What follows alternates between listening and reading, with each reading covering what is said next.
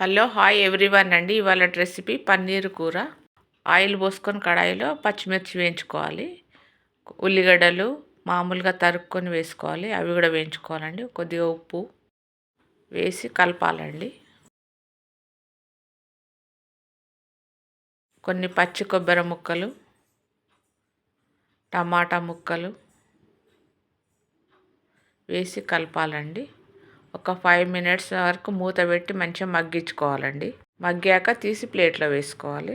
పన్నీర్ ఇలా కట్ చేసుకోవాలండి. అదే కడాయిలో ఆయిల్ పోసుకొని పన్నీర్ వేయించుకోవాలి. ఆయిల్లో కొంచెం మంచిగా పచ్చి వాసన పోతుంది.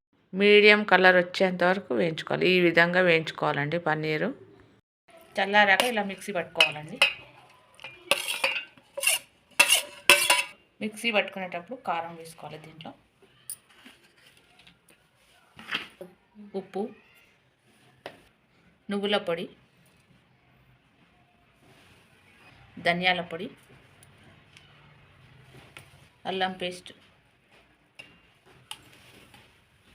మిక్సీ పట్టుకోవాలండి. ఇవన్నీ కలిపి కొద్దిగా వాటర్ వేసుకోవాలి.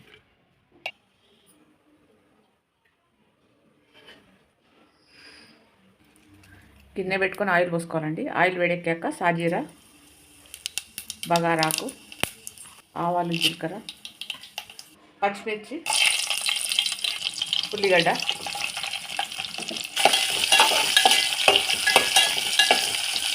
పసుపు, అల్లం పేస్ట్ ఇలా మెత్తగా మిక్సీ పట్టుకోవాలండి.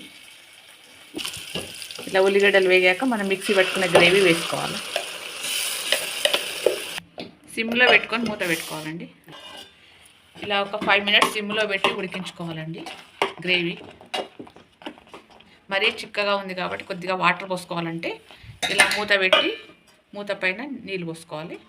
నీళ్ళు వేడెక్కాక లోపలికి మళ్ళీ పోసుకోవాలి. అప్పుడు కర్రీలోకి ఇలా నీళ్ళు వేడయ్యాక దీంట్లో పోసుకోవాలండి. కొద్దిగా పలసపడుతుంది గ్రేవీ. ఇవి దగ్గర పడ్డాక పన్నీర్ పీసులు వేసుకోవాలండి. ఒక 5 మినిట్స్ ఉడికించుకోవాలి.